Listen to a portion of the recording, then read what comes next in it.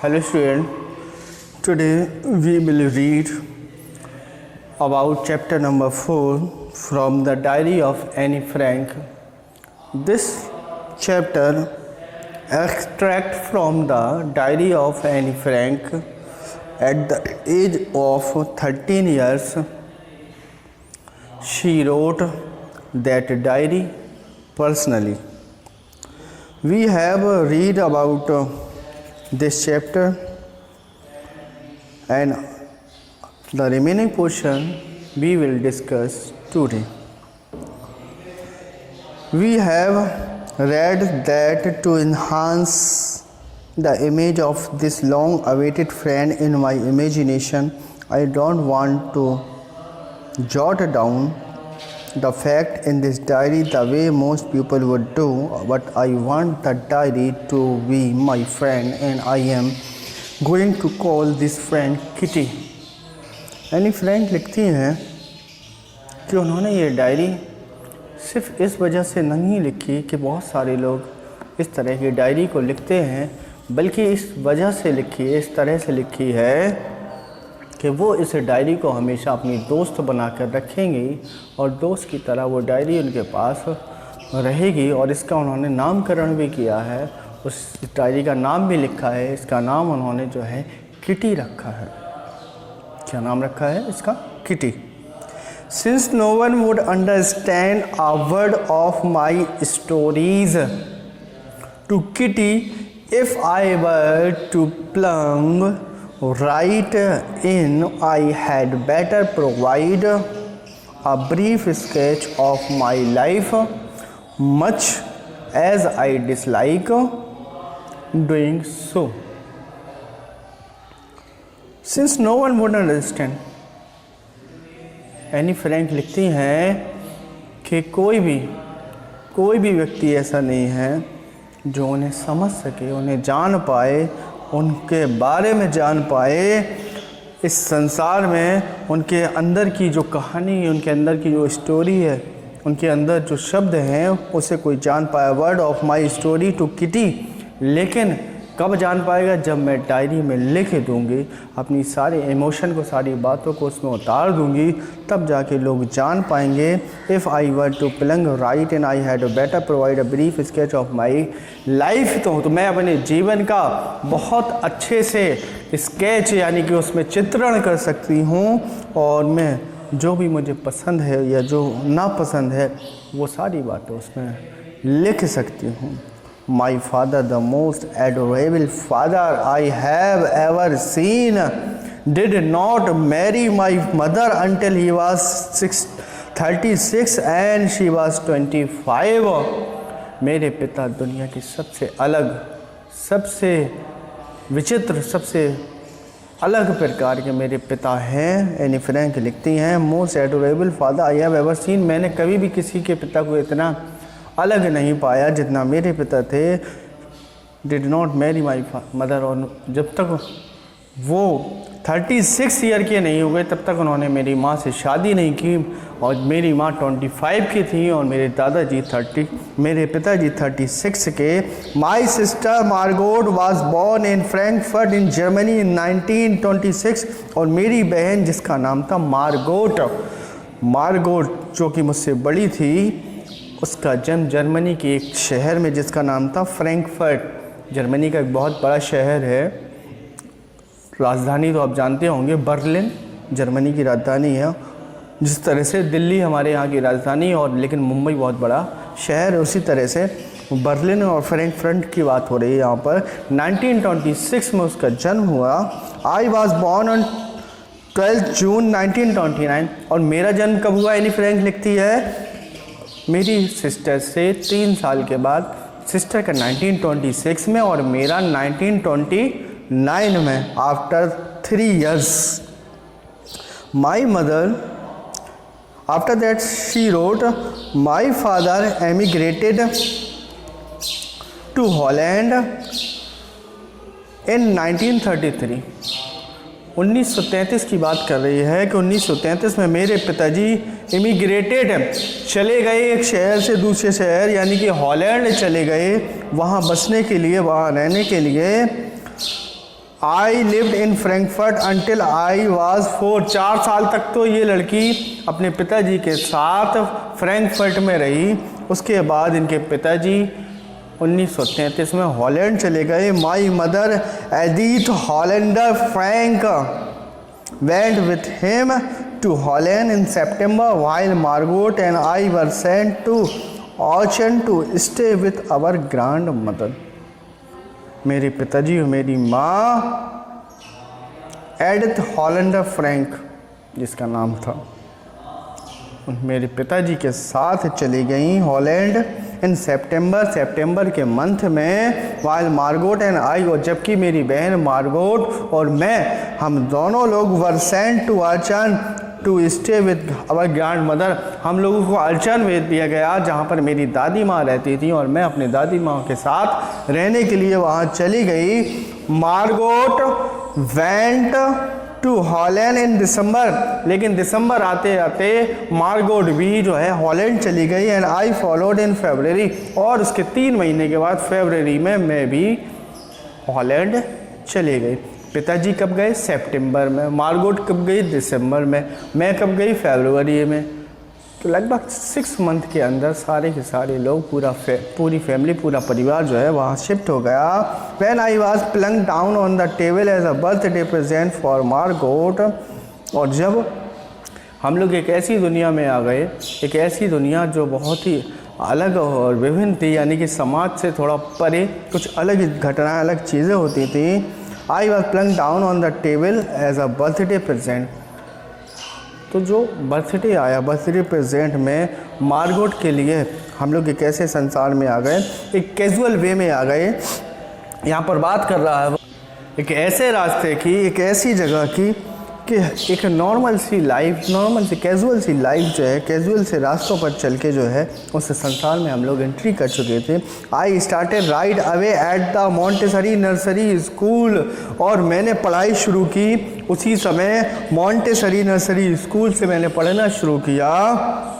I stayed there until I was 6, और कब तक मैंने वहाँ पढ़ाई की? जब तक मैं 6 साल की नहीं हो गई।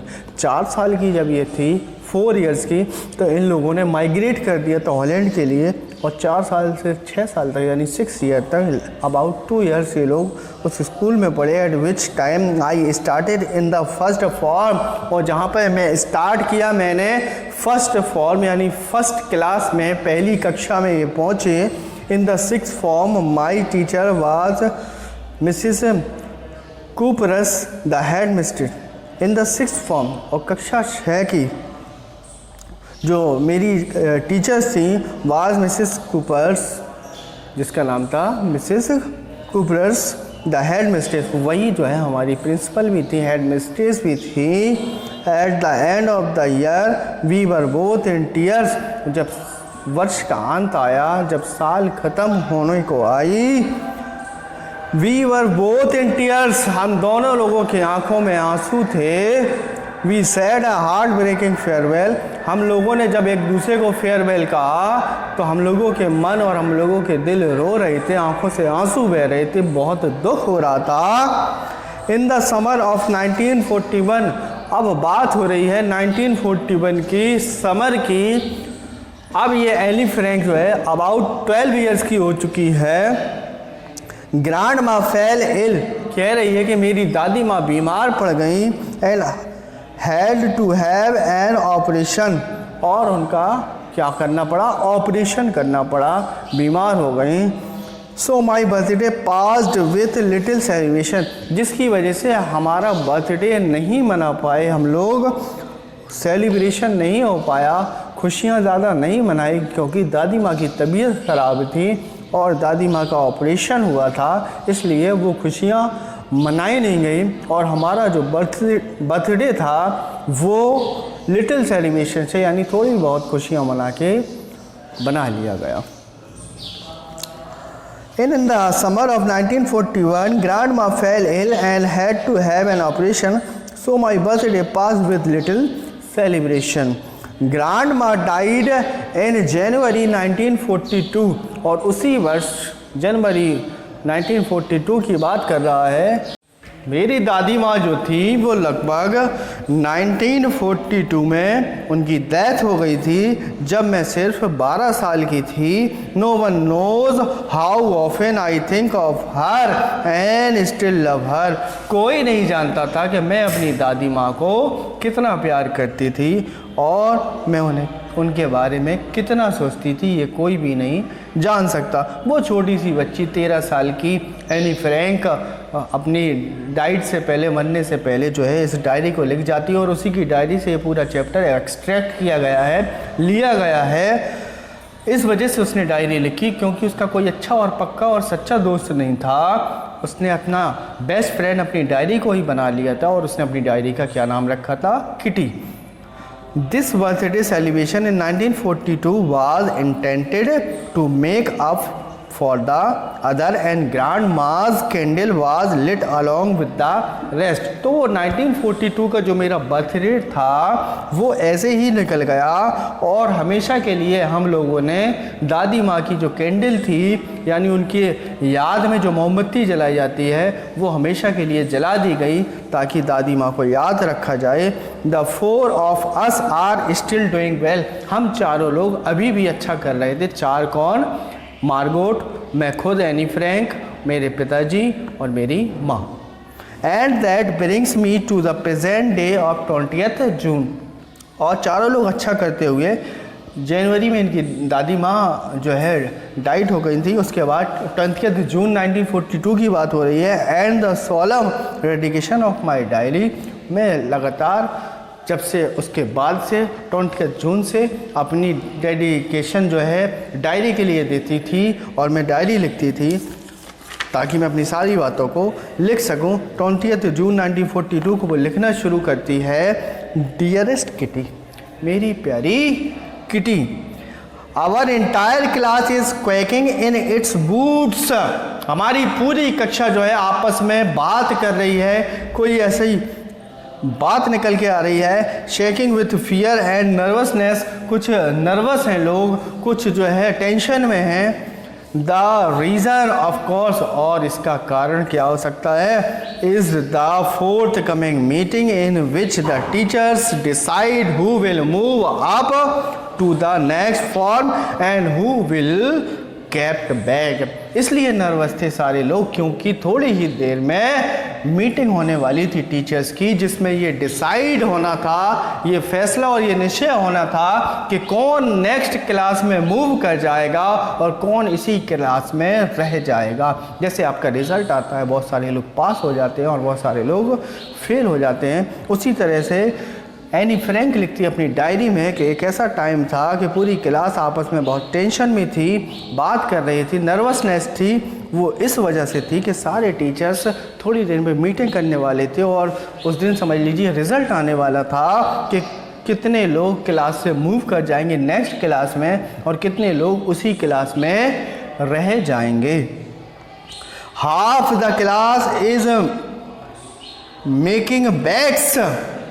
आधी क्लास एक दूसरे से शर्त लगा रही थी, कौन पास होगा, कौन फेल होगा, किसके ज़्यादा नंबर आएंगे, किसके कम नंबर आएंगे, कौन टॉप करेगा, कौन सबसे कम नंबर पाएगा। ये सारी शर्तें इस तरह की वहाँ पर लगाई जा रही थी। जी and I laugh ourselves silly at the two boys behind us, CN and Jacks, who have stacked their entire holiday saving on their bet।